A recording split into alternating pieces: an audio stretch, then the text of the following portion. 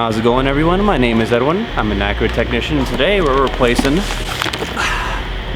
power steering rack. Let's do this. But before we get to the video, I have one favor to ask you guys. Smash the like button. For every like this video gets, I will bathe a whale. Bathe the whales! Yeah. Alright, first things first, we're going to disconnect the steering rack from the steering column. I already went ahead and did that. Comes off the rack. Make sure that there's no fluid in the system. When we looked at it earlier, this car was leaking everywhere. So pretty safe to assume there's little to no fluid. We're gonna disconnect those lines at the rack itself. Right. Come on. Right there. So we get those two lines out first. Right now I'm using a set of crow's feet to loosen up the lines going to the power steering rack, since they have to come off anyways to get off the rack. Yeah, so this is what a crow's foot looks like. So as you can see, all it is, I guess I just decided to show you on the camera anyways.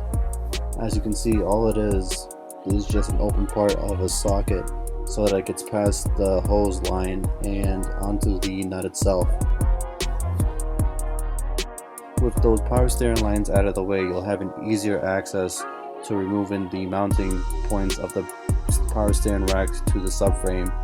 You can see one behind the line right there, and there's two other bolts right there and right there. Remove those three bolts out of the way and the entire rack should be loose in the car. Alright, so on the right side of this car, I'm removing a bracket that connects the high pressure line to the power steering system. And while you're there, don't forget to unbolt the two 14mm bolts that hold the steering rack to the subframe. Wasted a little bit of time just forgetting those two bolts. Stupid. From here, you're gonna raise the car up, remove the engine splash shield. On this car was already off. And you're going to start picking away at everything underneath the car. And yes, remove the front tires. I don't know why I didn't mention that before.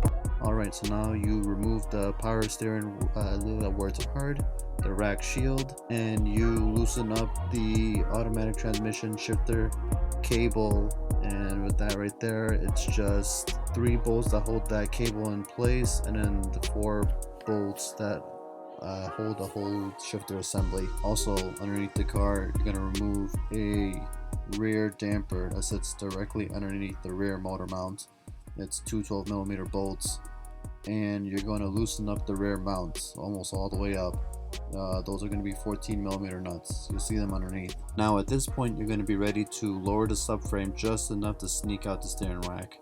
It doesn't have to come out completely, but you just have to lower it enough to sneak the rack out. To do that, you need to remove 4 17mm bolts in the back of the steering rack. Those have to come out. And up front, you're gonna loosen them up. Not take them out completely, but loosen them up just enough so that the back of the subframe will give you enough clearance to get the rack out. And you also have to remove 4 14mm bolts on the transmission mount side that's bolted underneath the subframe. They're a little bit hidden, but they're there. One last thing is that you're gonna have to loosen up the side subframe bolts. The driver's side, that subframe bracket's gonna have to come out. At this point, the rack is ready. Words are hard again. The rack is ready to come out of the car. What are you doing, bitch? An oil change. Okay. Steering rack. The outer tie rods on the original rack are frozen onto the inner tie rods, so that gives us the perfect opportunity to play with some fire. And with the outer tie rods out of the old rack, we can put them on the new rack. And because my 3 brain cells were struggling on this job, my shop foreman was tired of watching me struggle, and he just came over and said, "You suck."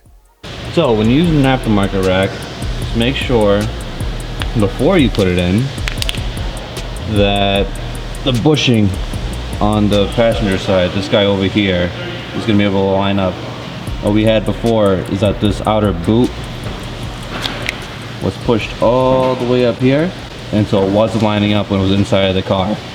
So yeah, just make sure that's lined up before you put it all back together. That way you don't have to do it a second time. From here, reinstallation is just as easy as doing everything you just did, but in reverse. Minus putting the old rack back in, because that'd be pretty pointless. So yeah, just gonna leave you some music now.